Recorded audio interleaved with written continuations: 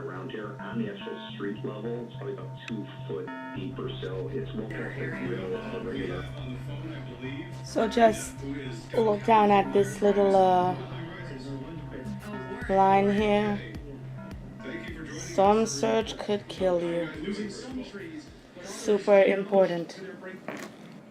Hey guys, welcome back to my channel, and if you're new, thank you for clicking on this video. Before we get into it, I do want to say that I apologize for there not being a video last week. We had major uploading issues. I want to begin by extending my most heartfelt and sincere condolences to those of you who were affected by Hurricane Harvey and Hurricane Irma.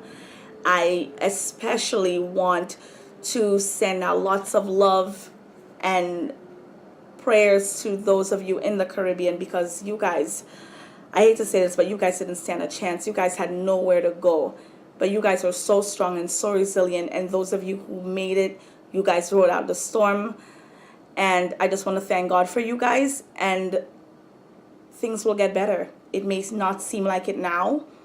I know a lot of things are still crazy and all over the place, but it will get better. Now,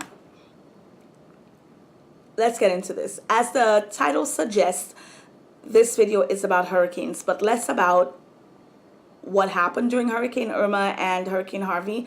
I think there's like a lot of footage and all of that about it. I don't need to really rehash that, but more about disaster preparedness. What is a disaster? Natural disasters would consist of things like hurricanes, tropical storms, typhoons, tornadoes, earthquakes, and tsunamis. Man-made disasters would be things like fires, especially wildfires, and I would say explosions and stuff of that nature. Now, regardless of what type of disaster you may be facing, it's always good to have a plan, and it's even better to make sure that everyone around you, friends, coworkers, and especially your family, are included and in tune with that plan. I have made a list of what I would like to do to prepare for a natural disaster or a disaster on a whole for myself and my family. In my home, it's just my husband and I, but I will be sharing this with my family, like my mom, my sister, and those of my relatives who live around me, just because I feel like it's important to have a plan. You know, there's not much we can do about disasters. You and I, we can't necessarily stop it. And whether you think that, you know, natural disasters are the cause of global warming or HAARP or whatever it is, the fact is that if we fail to prepare, we are going to just basically be setting ourselves up for failure. Prepare to fail, basically. And this is my plan. I'm going to share it with you. You can follow it to a T if you so choose to. You can take things away, add whatever you like, or you can sit down and create a whole new plan that caters to you and your family. And if you do not share any of my videos, this is definitely the video that you need to share. Less than likes and subscribers, this video deserves to be shared because this contains life-saving information, I feel like. Number one, make a plan to make a plan. What does that mean? Designate a day and time where you and your family are going to sit and create a full disaster preparedness / evacuation plan. Number two, create the plan while everybody is present, and everybody, and by everybody I mean everyone who lives in the home, from the oldest to the youngest. Do not exclude toddlers from the plan.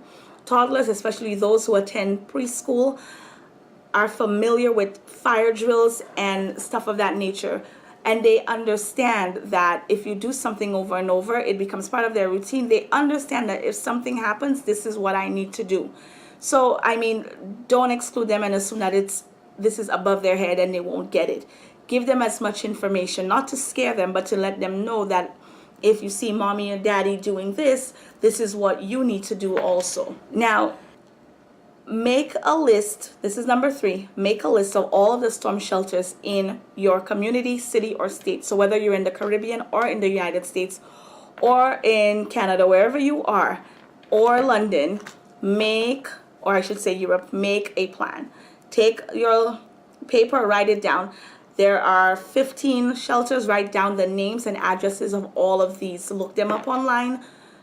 They're usually listed there. Make that list. Number 4 is a follow-up to number 3.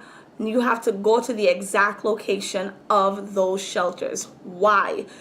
Buildings get bought and sold all the time. What was a shelter last year might not be a shelter this year. What was a shelter this year may not be a shelter next year. Buildings get bought and sold. What was a building might now be a shopping mall.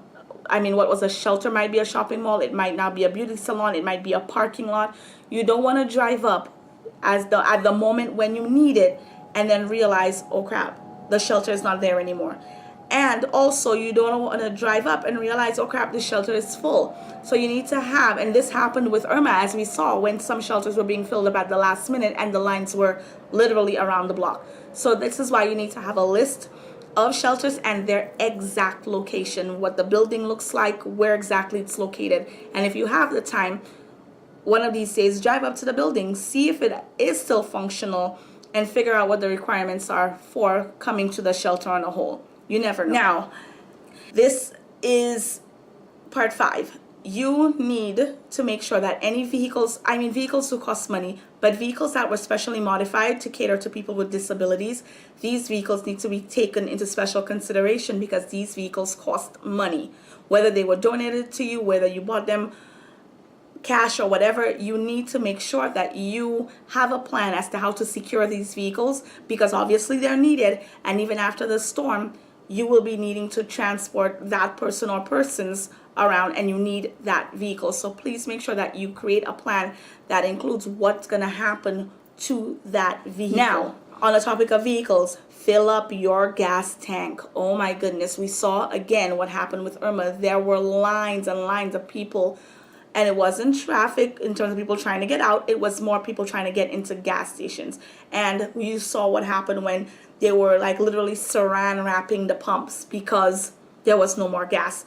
With Superstorm Sandy, we also saw people physically standing in the line with the canisters because they left the cars at home trying to get gas. When you hear of an impending natural disaster, it's important to get those red gas canisters. They're available at Home Depot, Lowe's, and Walmart. Get them, fill them up. Most of them come in the 5-gallon size, which is perfect. You get 1 or 2, have those filled up, put them in a safe, dry area. In the event that you do have to evacuate, you do have extra gas. And also make sure you fill your tank up as well ahead of time.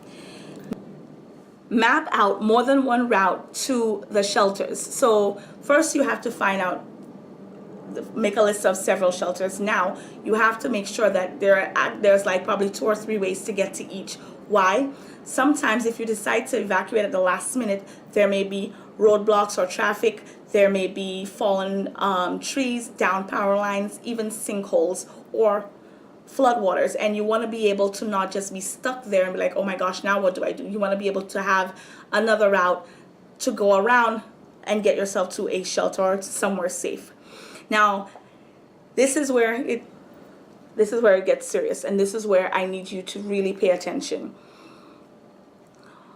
When we're evacuating, it's important to take things. Sometimes people are fortunate enough, I would say, to be able to grab a few things, and there are people who plan way ahead and they're able to take the important things with them and secure stuff and advanced evacuation bag, and then there's your emergency backpack. And by emergency, I mean the one you're going to grab at the very last minute to get out of the house.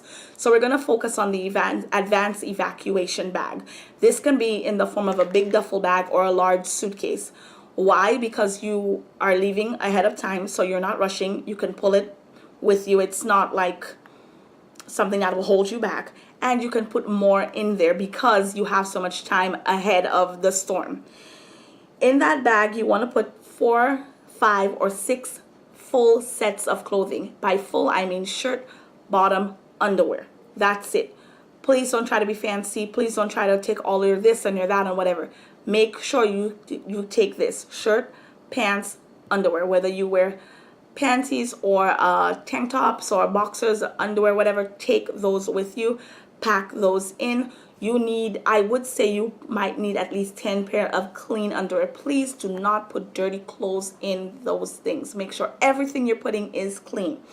Now, you want to make sure you have a toothbrush. So you buy a spare toothbrush, toothpaste, soap, deodorant, your shampoo and conditioner if you think you really need it, comb and brush, and maybe a couple of hair ties in there. Also for ladies, you will need your pads, tampons, and panty liners. Now this is where it gets super duper important. All of your important documents have to be accounted for, put in waterproof bags, and placed in there. What are your important documents? Your picture ID, your driver's license, even your college ID, your birth certificate, your passports, your insurance documents, your wills and trusts if you have any paper bonds in your home, your rental agreement for your apartment, your lease if you have one, your deed for your home. Any document that is super important, you better have that in that bag. And if you want to make photocopies right now, if you're going to pack that bag ahead of time, I suggest you make photocopies right now and put it away. In that bag, you want to make sure you also have a set of sheets and blankets. Why? If you end up at a motel or at somebody's home or even in a shelter, you want to kind of make sure you have a sheet or a blanket to cover yourself. Sometimes the thing about shelters, they may be in those big buildings or stadiums that have central air, and sometimes it may be very cold. So you want to make sure you have sweatshirts or a blanket to keep yourself and those who are with you. You want to also make sure you have canned or dry foods, a first aid kit, and water. Put the water in there. Put a couple of bottles of water in your suitcase. Make sure the seal isn't broken and leave it in there so that when you do get to where you're going, at least you have the most basic thing, which is water. You want to make sure you check on all of your medications. Now, medications we know are not cheap, so make sure you get your prescriptions refilled ahead of time. Your pharmacy and your doctor's office may not be open when the storm has passed, so you want to make sure you have your heart medication, high blood pressure medication, your diabetes meter, your needles, your insulin, your EpiPens. Now let me just say this, EpiPens are now $600 a pair. You do not want to play around and leave your EpiPens and then assume that when you come back you could take it out of a house that was just flooded out. The needle on the EpiPen most likely would get infected by the floodwaters, and that is not what you want to be sticking into somebody's thigh in case they go into anaphylactic shock. Like, you don't want to do that. You want to make sure you keep those things in a dry, safe place, and most likely that will be in whatever you're going to use to evacuate.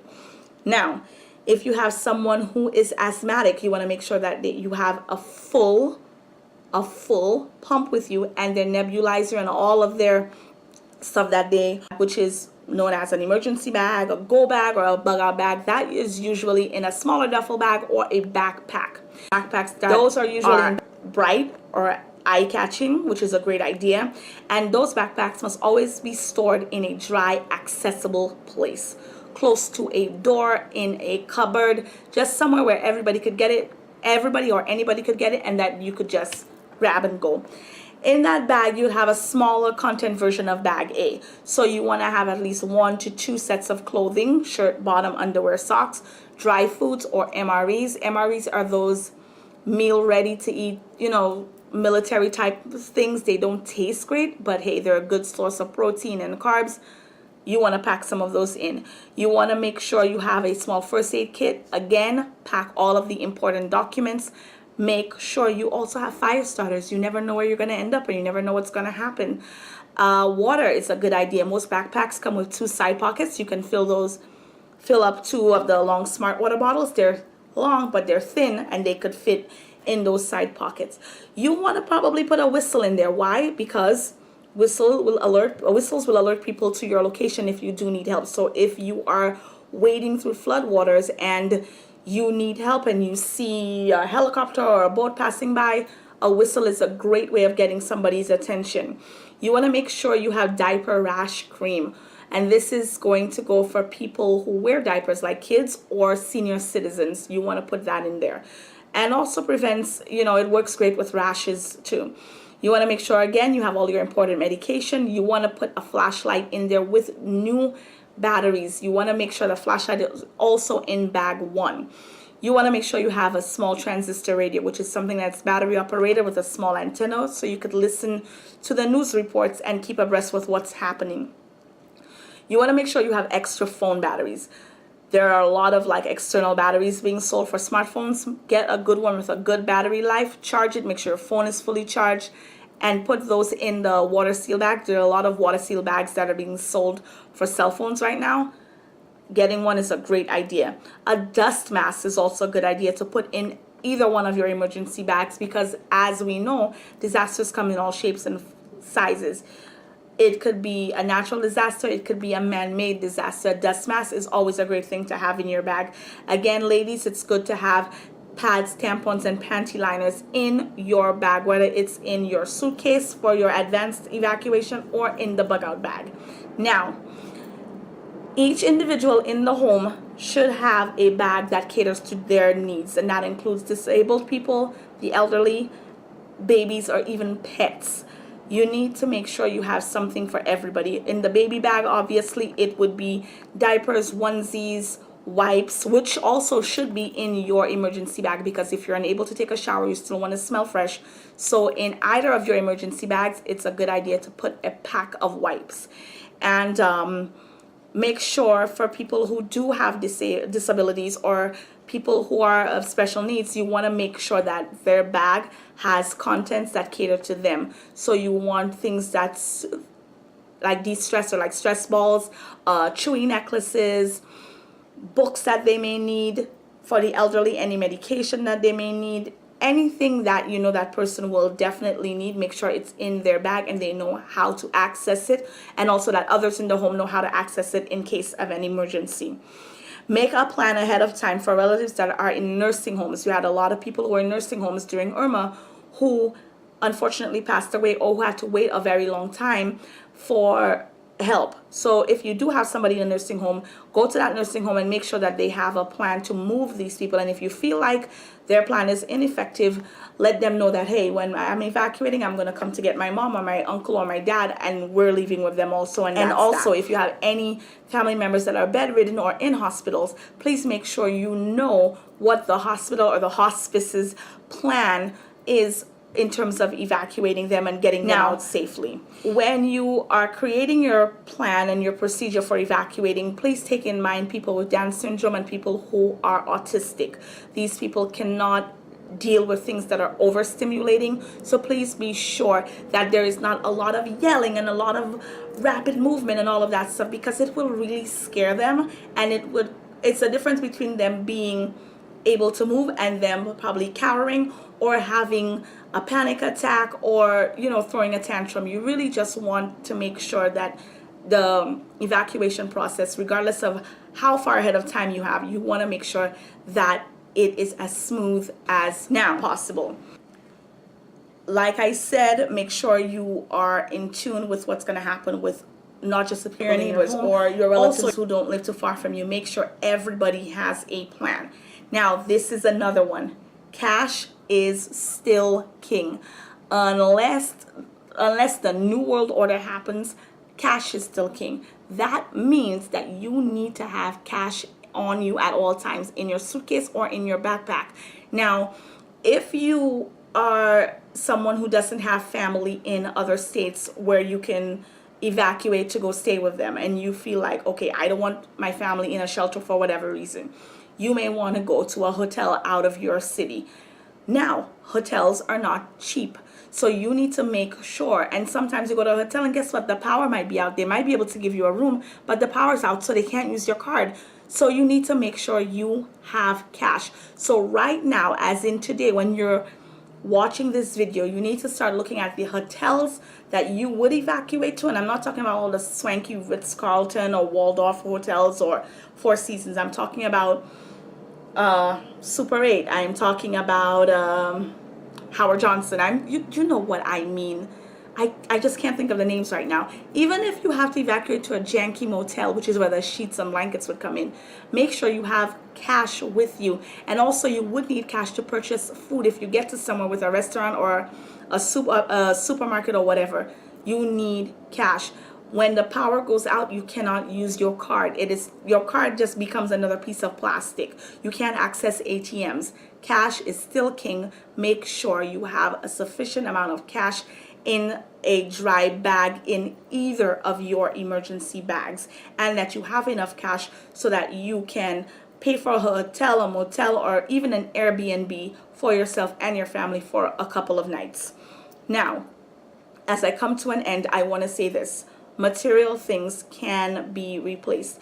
Yes, before you leave, you want to board up and lock up your house and secure all your items. I recommend unplugging all of your computers and TVs and stuff, putting them in those plastic bins with the covers, all of the wires in your home, taking them off the floor, putting them in a shelf or somewhere high so that if in the event that your house does flood out, that you don't lose these electronics. But please don't stay home just to guard material things, because guess what? These things can be replaced. Your life and the lives of your families cannot be replaced. So it's important that you think about this before you decide to hunker it down and ride the storm out. Now, please, again, start saving cash for these emergencies. Start creating a plan with your family. It is so important to have a plan. My husband and I are going to be purchasing an emergency bag from Amazon, and I am going to do a video on the contents of that bag and how I am also going to pack my emergency bag. I'm not sure if I said this in the beginning of the video, but it looks like Jose, remember that guy who everybody thought was just going to go out into the ocean and dissipate? Well, apparently Jose is now a tropical storm, and it might get upgraded back to a Category 1 hurricane sometime in the next upcoming days, and it looks like it's heading for the eastern seaboard of the United States, so the Carolinas, Jersey, New York, and thereabouts. So I need to prepare for that. So I will be making, this obviously is my plan, and I will be putting together my own evacuation bag, and I will share that with you guys. Again, thank you so much for watching this video.